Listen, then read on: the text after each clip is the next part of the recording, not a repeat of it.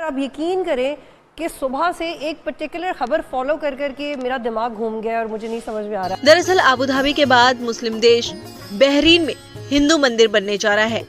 Bahrain के crown Prince Salman बिन हमद अल खलीफा ने स्वामी नारायण हिंदू मंदिर बनने के लिए जमीन अलॉट कर दी है। हमने जितनी कोशिश की इंडिया को अरब ममालिक से दूर रखने की, आज अरब ममालिक का उतना ही रुझान इंडिया की तरफ बढ़ रहा है और पाकिस्तान आइसोलेट हो गया है। नरेंद्र मोदी को आप अच्छा कहें बुरा कहें, नरेंद्र मोदी जो है वो डेड ऑनेस्ट हैं। नरेंद्र मोदी कोई डायनेस्टी रन नहीं कर रहे। खाली यूएई नहीं उनको जफियां डाल रहा, मेरा ख्याल है कोई भी दुनिया का ऐसा मुल्क नहीं है जो इंडिया को इस टाइम वेलकम नहीं कर रहा।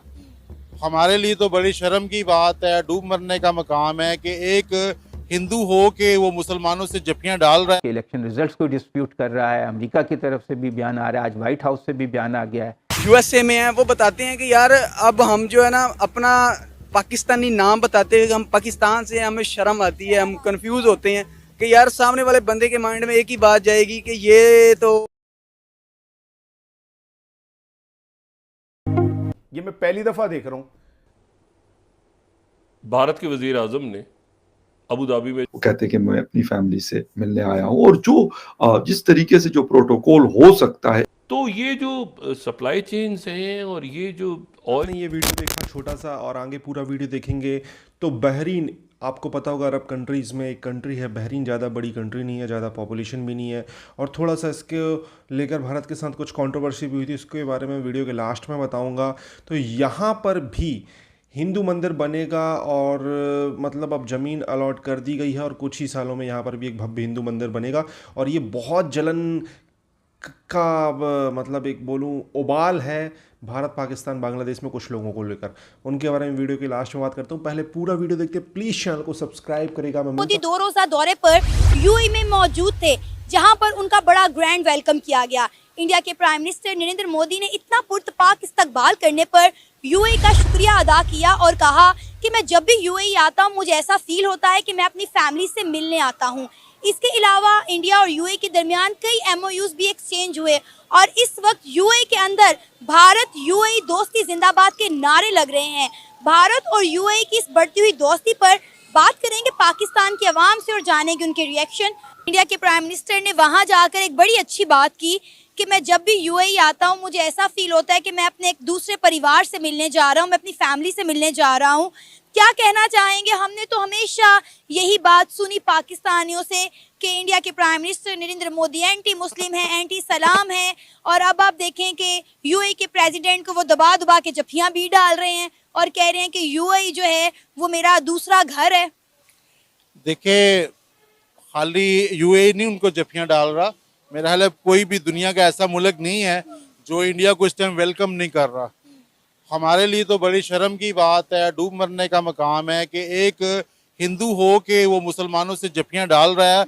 और हम दुबई से यूएई से ताल्लुकात तो पाकिस्तान के अच्छे थे, एक तो मुस्लिम कंट्री भी है और मतलब है कि हमारे ताल्लुकात अच्छे होने चाहिए, मगर अब यूएई वाली हमारे किस सियासतदान से जफी डाले ये नहीं ना समझ आ रही उनको। वो हमारा वो एक हफ्ते बाद तो प्राइम मिनिस्टर बदल रहा है, ठीक है, प्राइम मिनिस्टर बदल रहा है, वो जफी लगाते हैं इमरान खान से तो उसको बंद कर देते हैं, नवाज शरीफ से लगाते हैं तो उसको बंद कर देते हैं। अच्छा, किसी से भी हमारा कोई सियासतदान तो इस काबिल है ही नहीं है। एक रह जाए कि आर्मी है जो वो 3 साल 5 साल के लिए आता है, जो राहिल शरीफ को जप्पी लगाई है ना सऊदिया ने, देखे कैसी जप्पी लगाई है, वो साथ ही ले गया है, ठीक है। तो हमारे सियासतदान पहले सब अपने आप को इस काबिल तो कर लो कि आपको कुछ जप्पी, आपको तो मैं पाकिस्तानी नहीं मिलना चाहता तो आपको मतलब है कि दुबई वाले क्यों लेने आएंगे? इंसल्ट पाकिस्तानी होकर आप पाकिस्तानी वालों की कर रहे हैं तो क्यों ना करूं, मुझे उसने हमारे लीडरों ने कुछ दिया नहीं है ना, 30-35 सालों में आपको कुछ मिला है किसी लीडर से? तो इंसल्ट भी ना, हमारा इतना भी हक नहीं है कि हम इनकी इंसल्ट ही ना करें, फिर तो हम मर जाएं, फिर पत्थर के दौर में चले जाएं, गुलामी कबूल कर लें।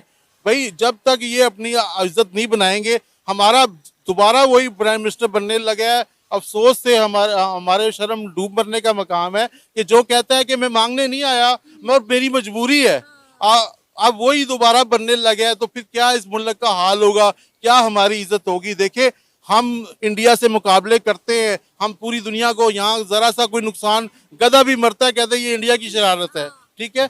कोई भी मामला होता है हम इंडिया पे डाल देते हैं, मगर हम इंडिया से कभी सबक नहीं सीखते कि उन्होंने इतनी इज्जत कैसे बनाई है।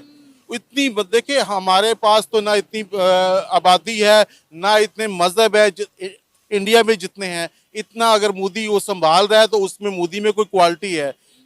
किसी को भी कोई इस दौर में सगे भाई को आज भाई नहीं मिलता, ठीक है, सगे भाई के पास टाइम नहीं होता, कहते छोड़ो यार उससे क्या वो कुछ मांग लेगा।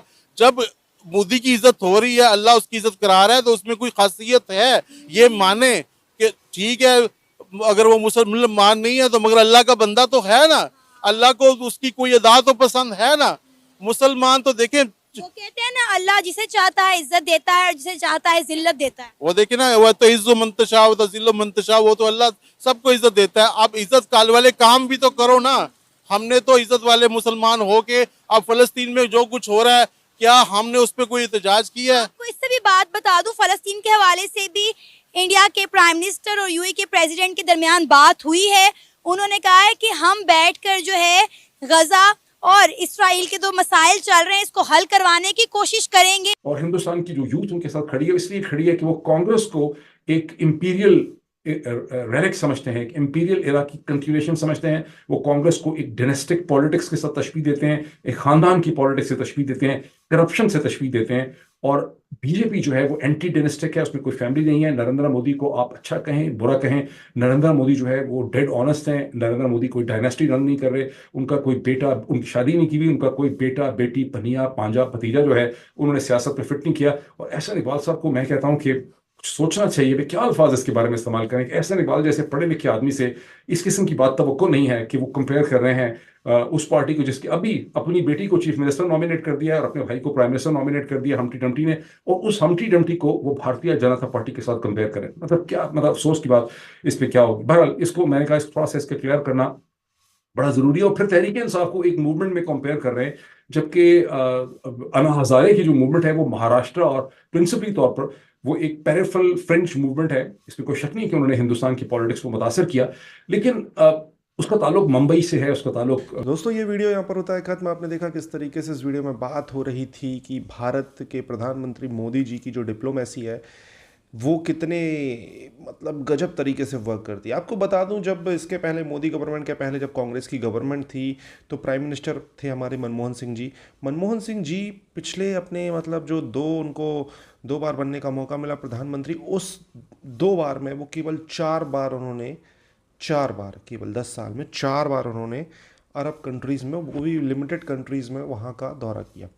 मोदी जी अभी तक मतलब 2014 से अभी तक 10 साल में 15 बार जा चुके हैं। तो आप समझ जाएं कि कितना इम्पैक्ट पड़ा है और किस तरीके से अरब कंट्रीज़ का भारत को लेकर रुझान बढ़ा है, किस तरीके से उनके लिए हम प्रायोरिटी बन चुके हैं, किस तरीके से हम उनके लिए एक बहुत बड़ा इन्वेस्टमेंट का क्षेत्र बन चुके हैं, किस तरीके से हमारे लिए वो हेल्प करते हैं, हम उनके लिए हेल्प करते हैं। तो ये एक बहुत बड़ी अचीवमेंट है, क्योंकि अरब कंट्रीज़ आपको पता है कि ऑयल रिच कंट्रीज़ हैं और यहाँ पर बहुत सारे चीज़ों में इंडियंस की ज़रूरत पड़ती है। जैसे कि आपको पता होगा डॉक्टर्स हो, आप सोच रहे होंगे लेबर बस अरब कंट्रीज़ में नहीं जाती। आपको बता दूँ दुबई हो या यूनाइटेड स्टेट अमीरात हो या सऊदी अरब हो, इनको बनाने में, इनको मतलब बिल्ड करने में आज इतने हाई लेवल पर अगर ये पहुँचे हैं, हालांकि पैसा तो उनका था बट इतने हाई लेवल पर अगर ये पहुँचे हैं तो Indian scientist, Indian doctors, Indian teachers, Indian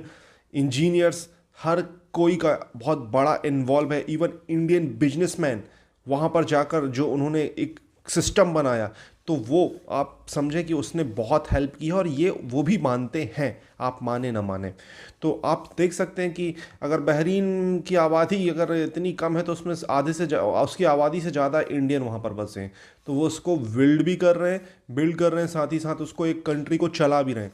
तो आप समझ सकते हो बहरीन जैसी कंट्री इस तरीके के डिसीजन लेगी तो भारत हो, पाकिस्तान हो, बांग्लादेश हो, इन तीनों कंट्रीज़ में जो मुस्लिम्स हैं, जो स्पेशली अरब को आजकल अपना एनिमी बोल रहे हैं, उल्टा सुल्टा बोल रहे हैं, वो थोड़ा कन्वर्टेड मुस्लिम थोड़ा जलेंगे कि वहाँ पे मंदिर बनाया जा रहा है। जबकि दुनिया में सबसे ज़्यादा अगर मस्जिद हैं नंबर के हिसाब से, मतलब दुनिया में सबसे ज़्यादा मस्जिद कहाँ पे? इंडिया में। आप समझ सकते हो दुनिया में इतनी मस्जिद पाकिस्तान बांग्लादेश में भी नहीं है, दोनों को मिला के जितनी इंडिया में। तो आप समझ जाएं। और ये आज़ादी के बाद जितनी बनी ना उतनी पाकिस्तान में नहीं है। तो इतनी नंबर ऑफ मस्जिद है तो भी इनका रोना रोते रहते हैं। आपको क्या कहना है इस टॉपिक के बारे में? कॉमेंट अपनी राय